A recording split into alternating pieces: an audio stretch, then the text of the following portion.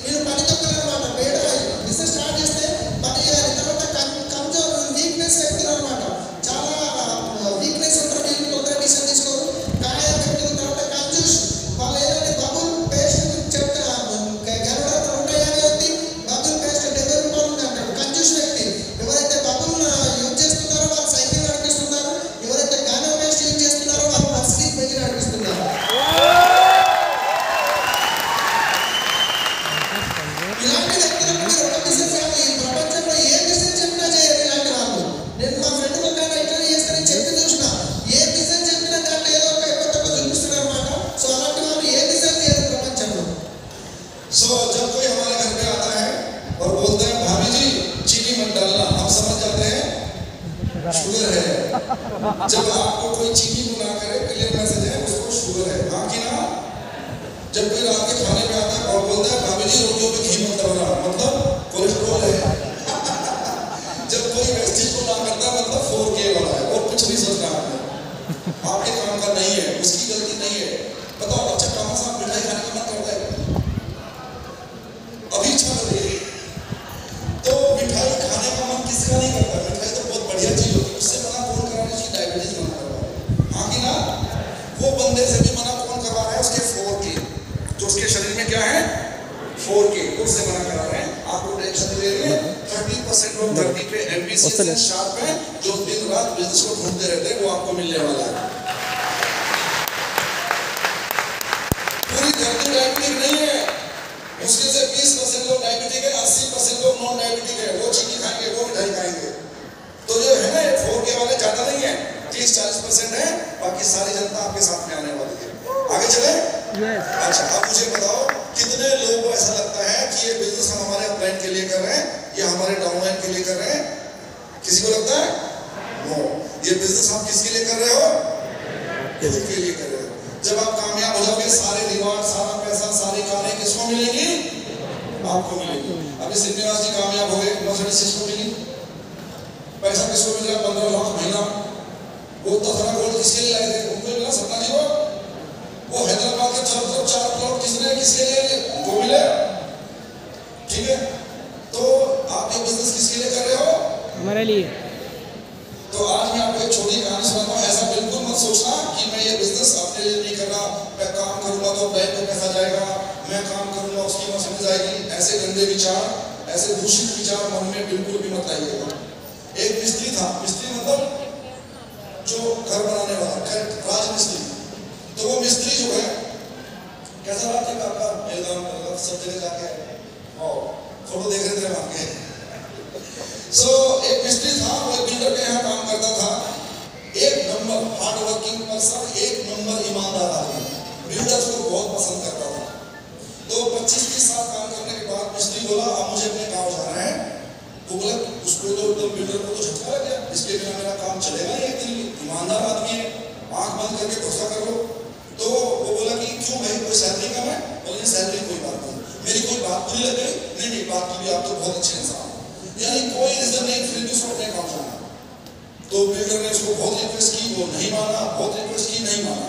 Finally builder ने बोला ठीक है चले जाना, मैं तेरा हिसाब कर दूंगा, फंड सब तेरा रिलीज कर दूंगा, लेकिन तुझे एक आखिरी काम तो करना पड़ेगा, एक बंगला बनाना पड़ेगा, क्योंकि उस बंगले का ऑर्डर मैंने तेरे को ध्यान में रख के ले लिया कि तू है, हाँ कि नहीं? उस बंगले को तो बना के जाना पड़ेगा, फिर तुम चले जाना। मिस्त्री ने कहा मैं कुछ भी नहीं करने वाला। वो हाँ करे, वो ना करे, वो मनाए, वो माने ना, ऐसे करते करते फाइनली मिस्त्री ही बेचारा बोला ठीक है अच्छा ये लास्ट काम करके जाऊंगा। लास्ट काम क्या था? बंगले का। बिल्डर ने जगह दिखाई, ब्लूप्रिंट दिया, कैश दिया, काम चालू हो गया।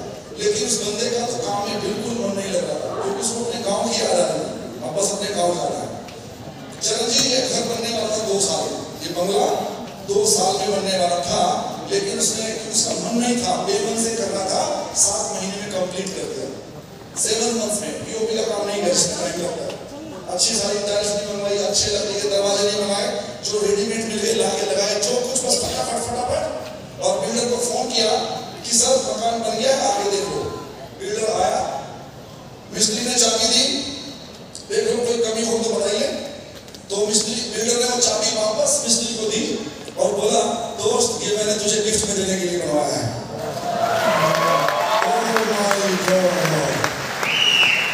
वो मिस्त्री इतना पछताया, काश मुझे पहले पता होता कि ये घर मेरे लिए बन रहा है तो मैं इसे बहुत अच्छे से बनाता। उस बेचारे को तो मालूम नहीं था कि वो घर उसके खुद के लिए बन रहा है। आप में से किसी को नहीं मालूम कि आप ये बिजनेस आपके खुद के लिए कर रहे हो? सबको मालूम है। उसने आधे मन से इसलिए काम किया, उसको मालूम नहीं था ये घर उसके लिए बन रहा है। आप आधे मन से काम क्यों करते हो जब आपको मालूम है बिजनेस आप अपने लिए कर रहे हो, अपने लिए कर रहे हो? तो इसको पूरे मन से करना चाहिए। एक बात बोलता हूँ, जितने बेमन से और जितने इंडिसिप्लिन से लोग प्रेस्टीज करते हैं, उतने ही बेमन से और उतने ही इंडिसिप्लिन से नौकरी करके देखो, 10 दिनों में ना निकाल दिया तो बात है। इसका उल्टा भी बोलता हूँ, जितने मन से और जितने डिसिप्लिन से नौकरी करते हो, उतने ही मन से उतने ही डिसिप्लिन से प्रेस्टीज करके देखो, 10 गुना पैसा नहीं आया तो मेरा नाम होगा। क्या कमिटमेंट करता रहो, बाप रे क्या कमिटमेंट करता नौकरी के लिए। सैलरी कुछ भी हो, 10,000 भी हो सकती है, 1 लाख भी हो सकती है, बट कमिटमेंट इज सेम। वो 10,000 वाला भी, मैं बोलता हूँ ड्यूटी जाने के टाइम पे उनका साला आ जाए तो बोलता तू बैठ में ड्यूटी जा रहा है, हाँ कि ना? और यहाँ पे फोन करते हैं साला ने मीटिंग नहीं आ सकता, मेरा साला आया हुआ है, डब देगी। नौकरी के टाइम पे तो जाते हो, इधर आने के बहाने मारते हो। बारिश आए तो बोलते बारिश आ गई मैं नहीं आ सकता मीटिंग, लेकिन ड्यूटी पे जाता है, पता नहीं रेन कोट पहन के क्या क्या लगा के जाता है। हमारे यहाँ एयरफोर्स में तो और भी बुरा हाल था, पहने भी नहीं आ सकते। गवर्नमेंट ने सब कुछ दिया था, रेन कोट भी सरकारी। आप कोई भी कंडीशन में 7:15 को आपको अपने ऑफिस में होना पड़ेगा। तूफान आए, साला आए, बाइक के ऊपर बॉक्स गिर गया तो भी जाना है। हाँ बॉक्स गिर गया एक बार कुलम के ऊपर, मैं फिर भी गया। yes. अगर आप बीमार भी हो तो भी 7:15 जाना है। हाँ ऑफिस नहीं जाना, हॉस्पिटल जाना है। जाएगी, बंदे ने रिपोर्ट यहाँ पे कर दिया, अटेंडेंस लगा दो, इतना बुरा हाल है, ठीक है। और लोग यहाँ पे बहाने मारते हैं। जी మా ఇంటికి ఇంతకుముందు వేరే వాళ్ళు ఎప్పుడైనా వచ్చినప్పుడు మా అమ్మాయి చాయ్ పెట్టుకుని పోతుంటే వాళ్ళు అనేవాళ్ళు చాయ్ బాబీజీ కొంచెం షుగర్ తక్కువ వేయండి అంటే మాకు అర్థమైపోతుంటే ఇతనికి షుగర్ ఉందని చెప్పేసి, రైట్. వెస్టింగ్ లో కూడా ఎవరైనా నో అన్నారంటే మీకు అర్థం చేసుకోండి అతనికి ఓకే అని చెప్పి అర్థం చేసుకోండి. ఈ ప్రపంచంలో 20% పీపుల్ ఎవరైతే ఉన్నారో డయాబెటిక్ ఉన్న వాళ్ళు ఉన్నారు, 80% పీపుల్ అయితే వెతుకుతున్నారు మాకేదైనా అవకాశం దొరుకుతుందని చెప్పేసి. అలాంటి వాళ్ళకి మనం అప్రోచ్ అయిపోవాలి.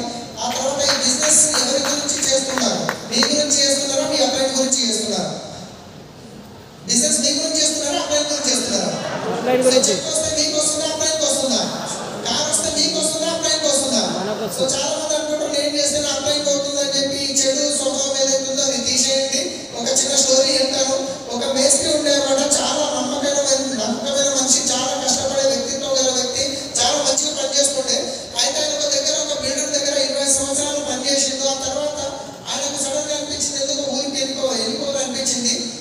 అనిపించిన తర్వాత నిర్ణయం తీసుకున్నాడు. ఆ తర్వాత బిల్డర్కి చెప్పినమాట, సార్ నేను మా ఊరికి వెళ్ళిపోతున్నాను. అయ్యో నువ్వు ఇంత మంచి చేసి అట్లా వెళ్ళిపోతావు, నీకు ఏం తక్కువైంది, డబ్బులు తక్కువన్నాయా, డబ్బులు కావాలని నేను అన్నారంటే ఏమన్నా సార్ నేను వెళ్ళిపోవాలని డిసైడ్ అయిపోయినా అంటాడు. సరే ఎట్లా పోతున్నావు కదా, ఈ లాస్ట్ ఒక బిల్డింగ్ ఉంది, ఇది ఒకటి కట్టించి వెళ్ళిపోను, ఉన్న నమ్మకం మీద తీసుకున్నా అని చెప్తే సరే అని చెప్పేసి ఆ బిల్డింగ్ పని ఒప్పుకుంటాడు. ఆ తర్వాత దానికి 2 సంవత్సరాలు పట్టే టైంని ఆయనకు ఇంట్రెస్ట్ లేదు, ఇంటికి వెళ్ళిపోవాలని ఆలోచనలో ఉన్నాడు కాబట్టి ఒడ్డుగా ఏదో చేసి చేయకుండా 7 నెలల్లో దాన్ని ఫినిష్ చేసేసింది అనమాట. ఇంట్రెస్ట్ ఉండి లేక కట్టేసిండు. ఆ తర్వాత బిల్డర్కి తాళం చేసి ఫోన్ చేసిండు, సార్ మీ ఇంట్లో అయిపోయింది అని చెప్పి 7 నెలల్లో. ఆ బిల్డర్కి తాళం చేయాలని ఆ బిల్డర్ ఏం చేసిండు, నువ్వు నా దగ్గర 8 సంవత్సరాలు పనిచేసినావు కాబట్టి ఇల్లు నీ గురించే నేను కనిపించిన అని చెప్పేసి.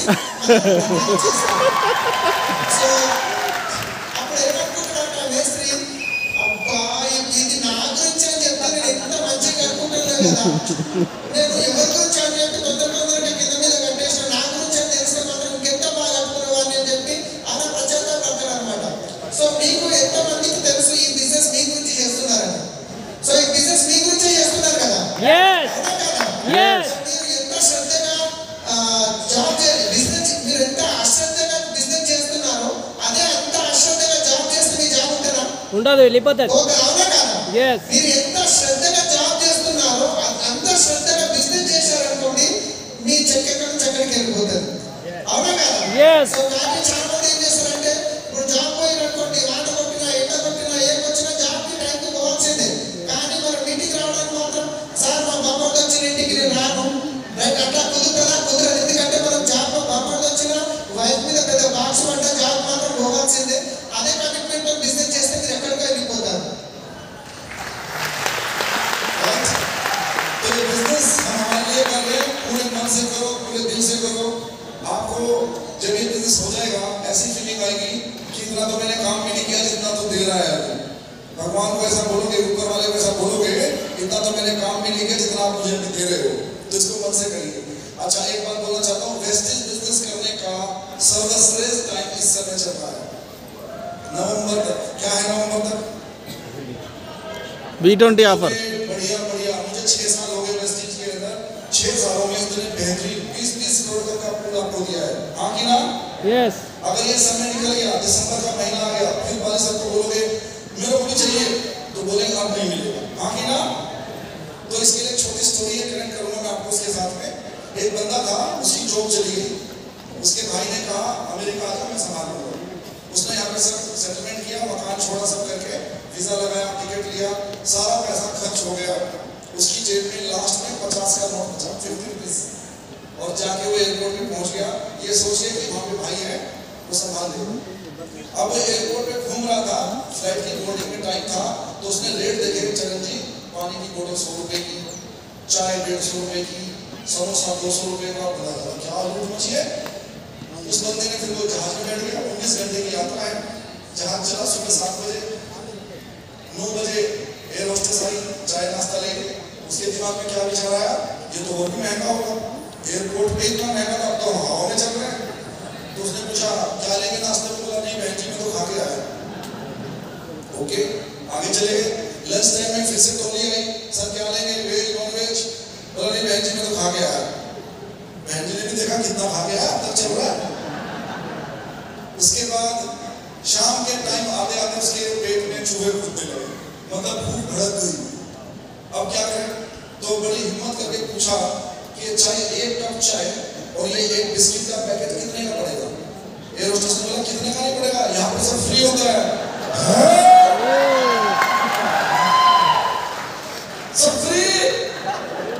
अब तेरी, फिर पहले मेरा ब्रेकफास्ट लाओ, फिर मेरा लंच लाओ, फिर मैं तुम्हारी चाय पीऊंगा, नहीं तो नहीं पीऊंगा। एयर होस्टेस बोली सर देखो वो तो टाइम चला गया, अभी जाओ तो 3-4 चाय पी लो, 3-4 बिस्किट का पैकेट ले लो। एक बार दिसंबर आ गया, कितनों भी रोना गिड़गिड़ाना, बालिश सर दूसरा ऑफर देने वाले नहीं है। अभी करो 20-20 करोड़ में से हिस्सा मिलने वाला। अरे पिताजी के पास छोटी सी प्रॉपर्टी होती है और वो बोलते हैं कि आज मैं बंटवारा कर रहा हूँ, आप 2000 किलोमीटर से भाग के जाते हो, कितना हिस्सा में मतलब 1 बीघा ही। अरे यहाँ बालिश सर 20 करोड़ हिस्सा देने वाले, आप काम नहीं कर रहे हो यार। 20 करोड़ में से हिस्सा मिलेगा, सोचिए कितनी बड़ी बात लगती है। जैसे समझो पिताजी प्रॉपर्टी बांट रहे, ऐसा मान लो ना, तो 20 करोड़ का पूल है, 2 करोड़ का पूल है, कितने सारे पूल हैं, तो आपको ये पैसे को करना है, लेना है, इसी समय सही समय चल रहा है। करना क्या है? देखो आपने प्लान सुने हैं सीनियर लीडर से, कोई बोलता होगा फ्रेंचाइजी बिजनेस है, आखिर ना, कोई बोलता है कंज्यूमर एम्पावरमेंट का बिजनेस है, कोई बोलता है डायरेक्ट सेलिंग का बिजनेस है, अलग अलग। मैंने तो इसको बहुत तरीकों से अध्ययन किया, आज आपको एक नया तरीका बताता हूँ। करना इम्प्लीमेंट पहले से पूछ के मेरे से जान के सुन के नहीं। तो क्या था, मेरे को ऐसा लगता है बालिश साहब ने एक ऑफर दिया है भारत की मार्केट में कि प्रेस्टीज के बारे में मार्केट में नेगेटिविटी है, नेगेटिविटी दूर करो, पैसा दे दो। 10 लोग की दूर करो, 1000 रुपये महीना, 100 लोग की दूर करो, 10,000 रुपये महीना, 1000 लोग की नेगेटिविटी दूर करो, 1 लाख रुपये महीना, और 10,000 लोग की नेगेटिविटी दूर करो, 10 लाख रुपये महीना। यही तो है प्लान, यही तो है प्लान। और क्या प्लान है? प्रेस्टीज के बारे में समाज में नेगेटिविटी है, आपको काम दिया गया है उस नेगेटिविटी को दूर करो और पैसा ले जाओ। 10 लोग की दूर करी, 1000 रुपये महीना, 100 लोग की दूर करोगे 10,000 रुपये महीना, 1000 लोग की दूर कर दोगे नेगेटिविटी, 1 लाख महीना, और 10,000 लोग की दूर कर दोगे तो 10 लाख रुपये महीना। सनम जी का चेक मैंने 11.5 लाख का, क्योंकि 15 लाख लोग की नेगेटिविटी दूर कर दी। हाँ ना? यस। और ये तो इनके टीम में पता नहीं हो कितनों को भी आया है, 10, 12, 15 लाख के चेक आए। तो ये बिजनेस क्या है? दूसरों की नेगेटिविटी दूर करने का बिजनेस, राइट? चलो ये था हमारा स्टोरी पार्ट जो हमने बताया शुरुआत से लेकर ड्यूसली तक। बाकी सेकंड पार्ट में बात करेंगे। इस बिजनेस में पूनम मेरे साथ रही डे 1 से आज तक। इससे पहले भी हुई होंगी यहाँ पर, क्या है आज ईडीएस, इससे पहले ईडीएस हुई है, हस्बैंड आए, वाइफ भी आई, सच्ची बात है। पहली बार हैदराबाद को कपल मिला, हाँ कि ना? यस। क्योंकि वो डिजर्व करती है, उनका जो कमिटमेंट है बिजनेस का, जो उनका बिजनेस में हिस्सेदारी है, सब कुछ उनका जबरदस्त है। घर को संभालते हुए, बच्चों को संभालते हुए, मुझे संभालते हुए बिजनेस को भी टाइम देती है। तो जोरदार तालियां स्वागत कीजिए ड्यूसली को।